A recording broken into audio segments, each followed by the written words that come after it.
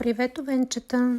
Преди да започнем четенето, искам да ви кажа, че това е нов вид в Хроники на душата. За първи път този месец правя месечните прогнози за месец септември с картите на мадам Ленорман и затова вашата обратна връзка е много важна за мен.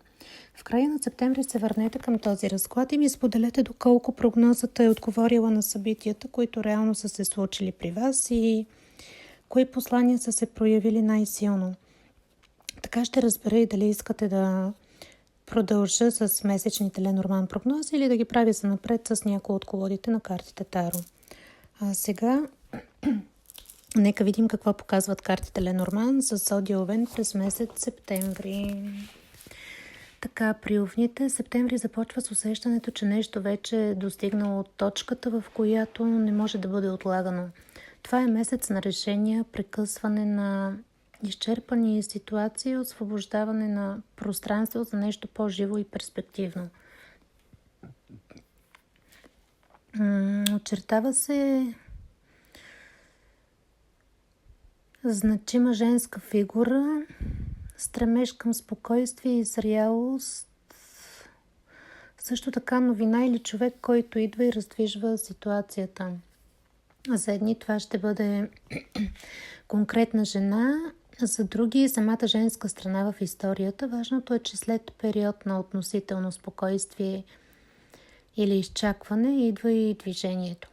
Основният разклад започва рязко. Още водещата позиция говори за решение, което се взема след разговори, нервност или натрупано напрежение и после идва неизвестното. Появява се важна жена, нещо в дома ви приключва, професионалният живот се отваря към хората, финансовата картина остава променлива.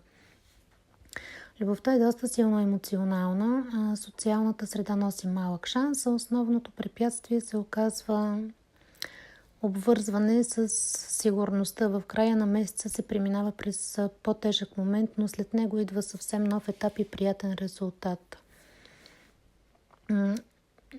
Водещата енергия за месец септември започва с рязко решение след натрупани разговори, напрежение или многократно обсъждане на една и съща тема. Може да се проведе разговор, след който нещо се решава веднага. Възможно е да получите информация, която ви кара да реагирате категорично. При други овни просто ще настъпи моментът, в който вече не искате да водите един и същи разговор за пореден път и тук има бързина. Думите могат да отключат действието. Затова в началото на месеца внимавайте какво казвате под влиянието на нервност, защото категоричността може да бъде необходима, но изречението трудно се връща назад, дори да искате след това. Положителната страна е, че септември разсича заплетена ситуация. Нещо, което дълго е било обсъждано, най-после получава решение. Да видим какво остава зад гърба ви. Оставате периодът, в който не сте разполагали с цялата информация. Имало е неизвестни. Нечии намерения не са били ясни и отговорът е липсвал. Или самите вие все още не сте били готови да разберете какво стои зад определена ситуация. Септември започва постепенно да затваря този информационен вакуум и е възможно да сте се опитвали да разберете човек, който не говори достатъчно открито. В професионална ситуация може да сте чакали решение или условия, а при административен въпрос има липсващи данни или документ. Това, което досега е било затворено, започва да губи властта си над вас. Не е задължително да научите всяка подробност. По-важното е, че ще получите достатъчно, за да вземете правилното решение за вас. Новото, което навлиза в живота ви през месец септември, това е някаква важна жена. При жените Овен тази позиция често може да показва самите тях, собствените им желания, нужди и решения, които излизат на преден план. Вместо постоянно да реагирате на чуждите действия, започвате да се питате какво искате вие. При мъжете овни може да се появи жена с осезаемо влияние върху целия ви месец септември. Тя може да има любовна, професионална или приятелска роля. Тъй като женската фигура присъства и в скрития фон, темата е подчертана. Следователно, при част от аудиторията една жена действително може да се окаже двигател на събитията през септември чрез решение, предложение или дори присъствие. За жените Овни посланието е различно. То е, че през септември вие самите ставате по-активният фактор в собствената си история. В домашната сфера приключва определен цикъл. Това може да бъде преместване, освобождаване на жилище, промяна на семейна ситуация или край на модел, който вече не работи. При някои овни член на семейството може да напусне дома или да промени начина си на живота, при други се затваря стар семейен въпрос. Тази позиция не трябва непременно да бъде възприемана негативно. Понякога именно домът съхранява най-дълго старите навици и точно тогава има освобождаване. Нещо вече е изпълнило предназначението си и вие се освобождавате от него. И тъй като финалът на целия разклад носи съвсем различна атмосфера, това приключване изглежда като освобождаване на място, а не като безизходица. Сега да видим в работата и кариерата какво се случва. Професионалната сфера се отваря към общество, контакти, групи и повече видимост. Това е подходящ месец за работа, при която трябва да бъдете забелязани. Социални мрежи, събития, клиенти, работа с публика дори, професионални общности, нетворкинг. Ако развивате собствена дейност, септември ви насърчава да не стоите затворени само в подготовката, трябва да покажете и какво правите. За търсещите работа възможност може да се появи чрез познанство, група или обществено пространство, не непременно чрез стандартния начин на кандидатстване. И тук успехът зависи до голяма степен от присъствието на хората около вас. Колкото по-видима е дейността ви, толкова по-голям е шансът някой да ви забележи. Финансовата картина през септември е неравномерна и променлива при вас. Може да има периоди, в които не сте сигурни колко точно ще влезе и кога ще получите плащане или какъв разход предстои. Това не е най-подходящата позиция за решения, основани върху очаквани, но все още неполучени средства. Ако чакате пари, възможно е да има промяна в срока. Ако обмисляте пък покупка, проверете бюджета отново и не избързвайте през месец септември да купувате нещо. И ако започвате нова дейност, приходите може все още да са непостоянни.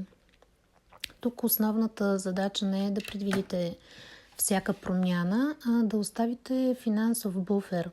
Неяснотата ще премине, но през септември е по-разумно да работите с наличното, отколкото с обещаното. Сега да видим любовта и личните отношения.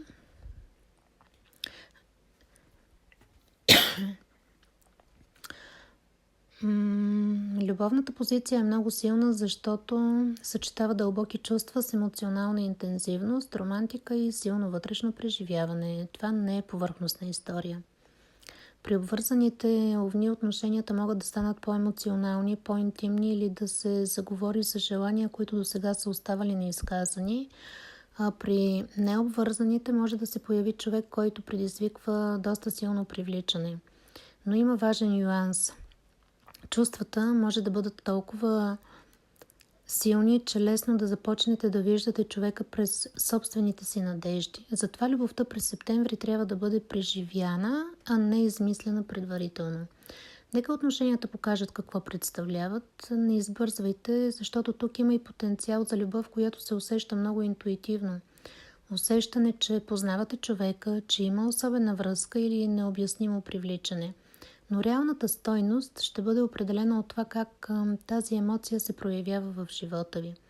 Съществува и друга възможност и тя е, че силна емоционална връзка с човек, с когото има и финансова или професионална тема, може да е той. Във всеки случай любовта е една от най-интензивните сфери за овните през месец септември. Сега да видим социалната ви среда и външните влияния. В социалната среда се появява малък, но приятен шанс. Това е покана, случайно запознанство, предложение, неочаквана помощ. Нещо може да изглежда незначително в началото, но да отвори интересна врата. Тази позиция прекрасно допълва професионалната тема за хората и публичността. Следователно, излизането, присъствието на събитие или разговор с някого може да има по-голяма стойност, отколкото предполагате. И тук шансът идва леко, без огромна подготовка. Затова не отхвърляйте автоматично малките възможности, само защото не изглеждат грандиозни. Основното препятствие при овните за месец септември е свързано с обвързване, сигурност, дом или вече установена структура. Това е много показателно. Овенът може да иска промяна, но едновременно с това да е свързан с договор или семейно задължение, жилище или обещание, което ограничава свободата на действие. При любовта може да има отношения, които дават сигурност, но поставят въпроса дали все още носят развитие. При практическите теми може да става дума за договор, собственост или семейна отговорност. И тук препятствието не е непременно самото обвързване. Проблемът е, ако ангажиментът от миналото започне да определя бъдещето, независимо от сегашните ви нужди. Това е една от причините оракулската карта да ви казва толкова категорично: тръгвай. Тя буквално ви казва, че вие трябва да тръгвате. Но по-късно ще говорим за нея.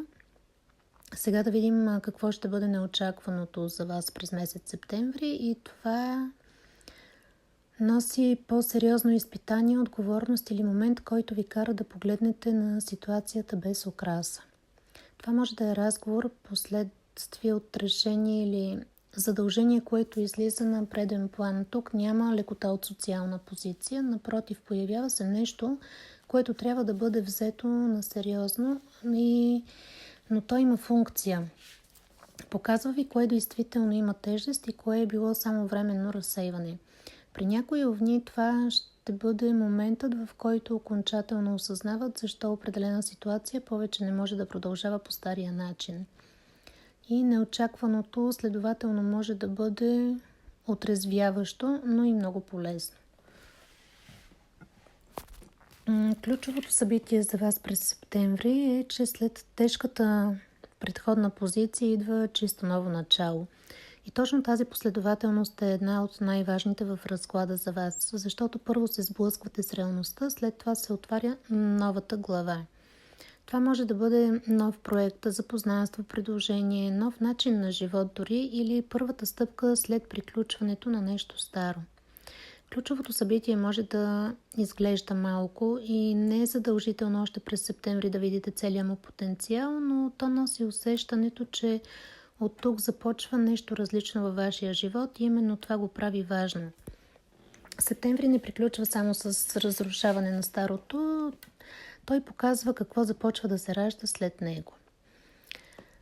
Финалът е приятен, благоприятен и носи удовлетворение, внимание и хубав жест. Може да получите покана или подарък, дори признание и добра новина. В любовта може да бъде романтичен жест или развитие, което ви кара да се почувствате по-желани и оценени.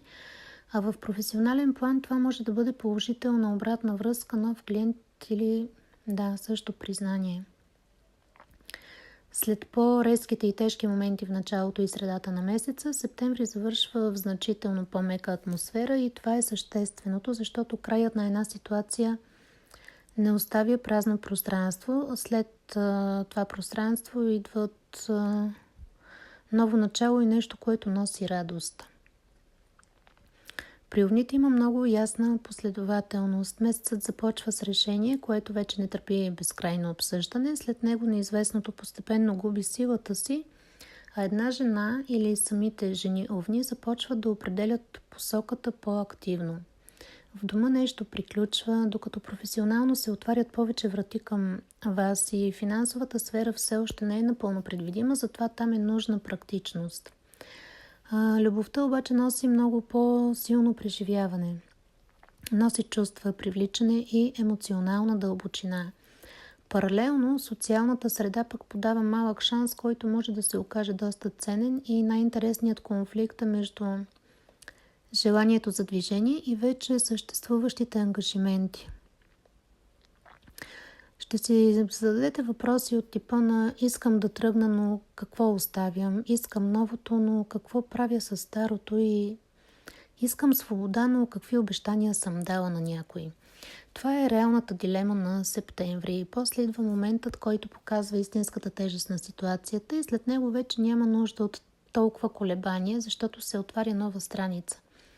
И финалът показва, че решението може да донесе не загубата, от която сте се страхували, а по-приятно развитие, отколкото вие самите сте очаквали.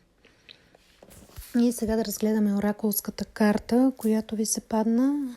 И ангелите ви казват: тръгвай, защото всяко начало си има и край. И тъй като денят започва и свършва, сега е време да тръгвате.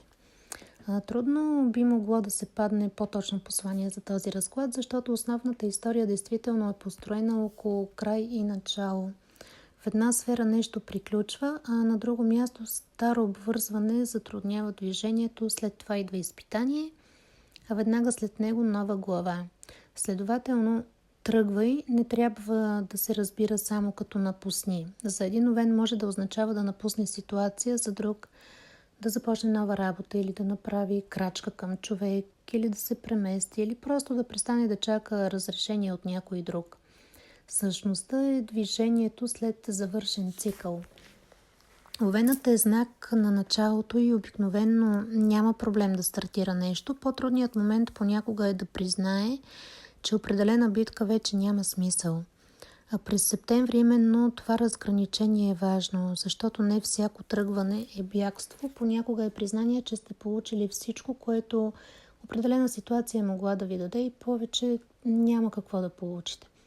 Има и още нещо много красиво в този разклад и това е, че оракулът казва, че всяко начало има край, но картите показват и обратното. След края идва ново начало. Това е цикъл, а не пропаст.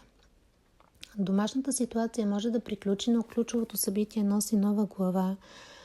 Старо обвързване може да се окаже препятствие, но социалната среда отваря друга възможност и тежкият момент не е последната позиция, защото след него идват новото и приятният резултат. Затова септември не е месец, в който овните трябва да държат всяка врата отворена от страх, че друга няма да се появи. Напротив, някои врати трябва да бъдат затворени, именно защото вече сте готови да използвате следващата. Най-важното е да знаете защо тръгвате. Не трябва да тръгвате от яд или за да накажете някого, или за да доказвате нещо. Трябва да тръгнете, защото посоката пред вас вече има повече живот от мястото зад вас.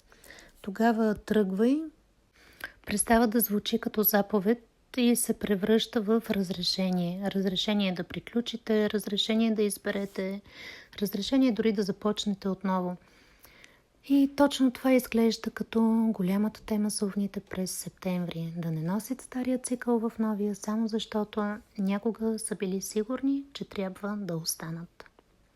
Това беше за вас, скъпи овни, и да не забравяме, че това е колективен разклад за зодия Овен, както и за хора с асцендент в Овен. И затова вземете от него посланията, които резонират с вас и вашата ситуация, и оставете останалото за другите. Като колективно четене, разкладът няма как да покаже кой конкретно е човекът във вашия живот, какви са индивидуалните му намерения към вас и как точно ще се развие вашата ситуация. Затова за личен анализ и индивидуален прочит можете да се свържете с мен чрез лично съобщение.